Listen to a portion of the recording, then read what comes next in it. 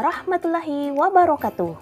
Halo Bapak Ibu Guru hebat, salam dan bahagia. Saya Junior Ningsih, asal sekolah dari SDN 1 Sungai Bedaun, Kecamatan Kumai, Kabupaten Kota Waringin Barat. Saya adalah salah satu calon guru penggerak Angkatan 9 yang berasal dari Balai Guru Penggerak Kalimantan Tengah. Pada kesempatan kali ini, saya akan menyampaikan kesimpulan dan refleksi dari pemikiran Ki Hajar Dewantara mengenai filosofis pendidikan nasional, yaitu pada modul 1.1 koneksi antar materi. Bagaimanakah kesimpulan dan refleksinya? Mari kita simak bersama-sama.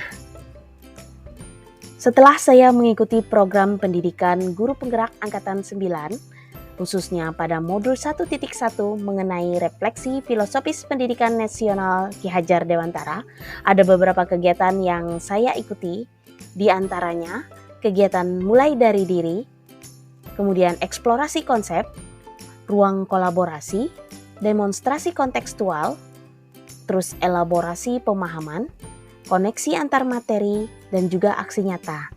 Nah, dari beberapa kegiatan tersebut, saya dapat menarik beberapa kesimpulan, di antaranya sebagai berikut. Kesimpulan yang pertama yaitu mengenai pendidikan dan pengajaran, itu merupakan dua hal yang berbeda, tapi tidak dapat dipisahkan. Karena pengajaran merupakan bagian dari pendidikan. Pengajaran merupakan proses pendidikan dalam memberi ilmu atau berfaedah untuk kecakapan hidup anak secara lahir dan batin. Maksud dari pengajaran di sini yaitu merujuk pada aktivitas pendidik atau guru dalam hal menyampaikan materi pelajaran kepada para peserta didik. Bagi Ki Hajar Dewantara, pengajaran yang dimaksud bukan hanya proses mentransfer informasi dari guru ke murid, tapi lebih dari itu, yaitu pengajaran juga harus dijalankan dengan cinta dan penuh dengan keikhlasan. Kesimpulan selanjutnya yaitu pendidikan pada hakikatnya adalah menuntun atau memberi tuntunan terhadap segala kekuatan kodrat yang dimiliki anak agar ia mencapai keselamatan dan kebahagiaan yang setinggi-tingginya, baik sebagai manusia maupun sebagai anggota masyarakat. Pendidik hanya dapat menuntun tumbuh kembang kekuatan kodrat anak agar dapat memperbaiki lakunya, bukan mengubah dasarnya. Maksudnya dalam hal ini, pendidikan tidak sekedar tentang penguasaan ilmu pengetahuan dan keterampilan semata, melainkan lebih dari itu, yaitu pendidikan bertujuan untuk membentuk manusia yang utuh dan berbudaya, yaitu manusia yang memiliki akal, hati, dan rasa kemanusiaan yang tinggi. Kesimpulan selanjutnya, menurut Ki Hajar Dewantara, budi pekerti adalah nilai-nilai etika atau moral yang menjadi landasan dalam kehidupan bermasyarakat, berbangsa, dan bernegara. Budi pekerti harus ditanamkan sejak dini dalam pendidikan agar menjadi sumber kekuatan untuk membangun kepribadian yang baik dan masyarakat yang lebih baik. Jadi di sini Ki Hajar Dewantara menekankan akan pentingnya menanamkan budi pekerti dalam pendidikan sejak dini. Tujuannya adalah agar dapat menciptakan generasi muda ataupun peserta didik yang memiliki kepribadian dan karakter yang baik serta berbudaya, sehingga dapat menjadi sumber kekuatan untuk membangun masyarakat yang lebih baik. Setelah saya mengikuti kegiatan dan mempelajari materi pada modul 1.1 mengenai refleksi filosofis pendidikan nasional oleh Ki Hajar Dewantara, dan saya dapat menarik beberapa kesimpulan dari pemikiran tersebut, ada beberapa pertanyaan refleksi yang harus saya jawab agar kedepannya saya bisa menjadi guru yang lebih baik lagi. Pertanyaan refleksi yang pertama yaitu, apa yang Anda percaya tentang murid dan pembelajaran di kelas sebelum Anda mempelajari modul 1.1? Sebelum saya mempelajari materi yang ada pada modul 1.1, adapun kegiatan pembelajaran yang masih saya lakukan yaitu yang pertama, kegiatan pembelajaran masih terpusat kepada guru atau pendidik dan bukan terpusat kepada peserta didik. Yang lebih aktif dan dominan dalam kegiatan pembelajaran adalah guru, sementara siswa hanya berperan sebagai objek semata. Hal inilah yang membuat siswa menjadi kurang bersemangat dan antusias dalam belajar, sehingga menyebabkan kegiatan pembelajaran menjadi tidak optimal. Yang kedua, kegiatan pembelajaran hanya terfokus pada ketercapaian materi dan KKM saja, Jadi dalam kegiatan pembelajaran bisa dikatakan tuntas atau selesai jika semua materi yang ada pada buku paket tersampaikan dan nilai yang diperoleh siswa sudah mencapai kriteria ketuntasan minimal atau KKM. Selanjutnya yang ketiga, pencapaian tujuan pembelajaran hanya dilihat dari aspek kognitif saja tanpa memperhatikan aspek lainnya. Jadi tujuan pembelajaran dikatakan tercapai jika peserta didik telah mendapatkan nilai pengetahuan berupa angka yang telah mencapai kriteria ketuntasan minimal atau KKM. Yang keempat, guru kurang memahami karakteristik peserta didik. Guru menganggap peserta didik memiliki kemampuan dan gaya belajar yang sama, serta karakteristik yang sama, sehingga dalam menyampaikan kegiatan pembelajaran disampaikan secara klasikal.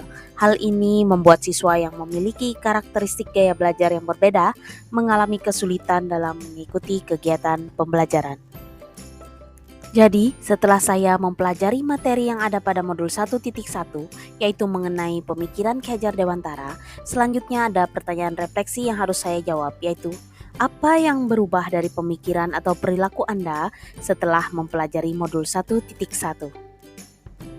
Jadi, dalam hal ini saya membedakan antara perubahan pemikiran dan perubahan perilaku yang saya alami setelah saya mempelajari modul 1.1. Adapun hal yang telah merubah pemikiran saya yaitu yang pertama, guru bukanlah merupakan satu-satunya sumber belajar bagi anak. Berdasarkan pemikiran Ki Hajar Dewantara, pendidikan anak tidak dapat dipisahkan dengan kodrat alam dan kodrat zaman. Begitu pula dengan belajar, anak-anak bisa mendapatkan pendidikan atau pembelajaran yaitu misalkan dengan cara bersosialisasi dengan lingkungan alam tempat tinggalnya, ataupun bisa juga belajar dari berbagai media apa saja sesuai dengan perkembangan zaman. Selanjutnya yang kedua, pembelajaran itu haruslah berpusat kepada peserta didik dan bukan kepada guru. Karena peserta didiklah yang menjadi subjek dalam kegiatan pembelajaran. Peserta didik pula lah yang harus lebih aktif dibandingkan dengan guru. Selanjutnya, yang ketiga, setelah mempelajari modul 1.1 mengenai pemikiran Ki Hajar Dewantara, saya menyadari bahwa peserta didik memiliki karakteristik yang berbeda-beda. Oleh sebab itu, maka saya harus dapat menghargai berbagai perbedaan karakteristik tersebut dan juga dapat memfasilitasi berbagai perbedaan karakter siswa, terutama gaya belajarnya yang berbeda dengan menerapkan kegiatan pembelajaran yang berdiferensiasi dan mengelompokkan berbagai perbedaan tersebut dengan menggunakan metode pembelajaran yang tepat. Misalnya dengan membuat kelompok belajar sesuai dengan gaya belajar masing-masing peserta didik. Selanjutnya, hal yang merubah pemikiran saya yang keempat yaitu kegiatan pembelajaran harus dilakukan secara menyeluruh, yaitu bukan hanya pada aspek kognitif semata, tapi juga meliputi berbagai aspek lainnya, seperti aspek afektif, psikomotor, sosial, budaya, dan spiritual.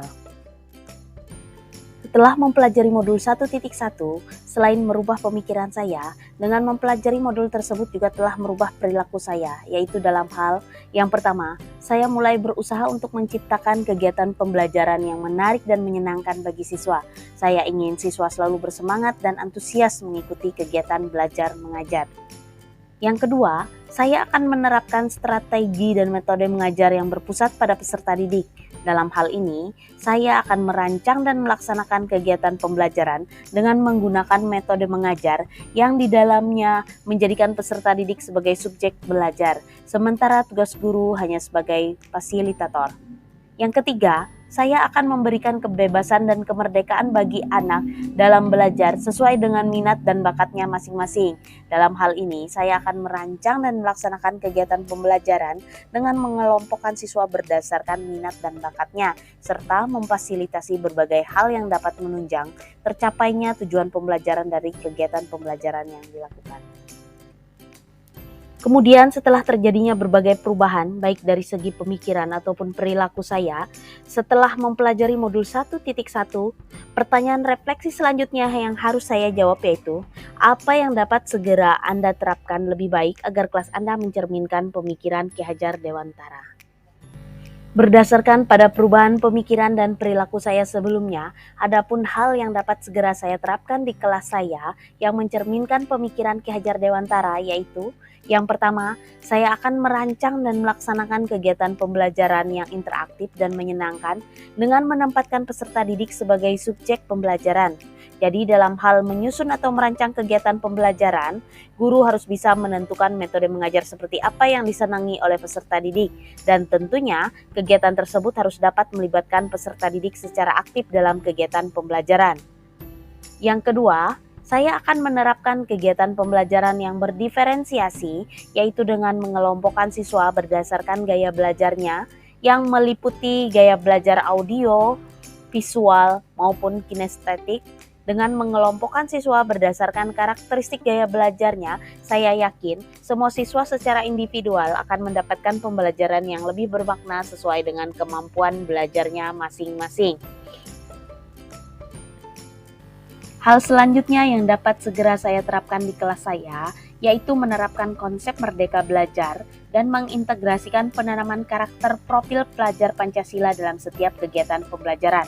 Merdeka belajar yang dimaksud di sini bukan berarti siswa diberikan kebebasan untuk tidak belajar lagi, akan tetapi merdeka belajar di sini dimaksudkan agar siswa memiliki kebebasan dalam berpikir dan berekspresi sesuai dengan minat dan bakatnya masing-masing tanpa terkekang oleh aturan yang berlaku dalam pembelajaran.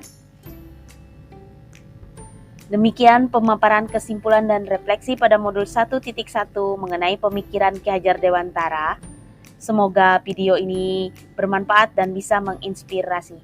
Akhir kata, wassalamualaikum warahmatullahi wabarakatuh. Salam dan bahagia. Terima kasih.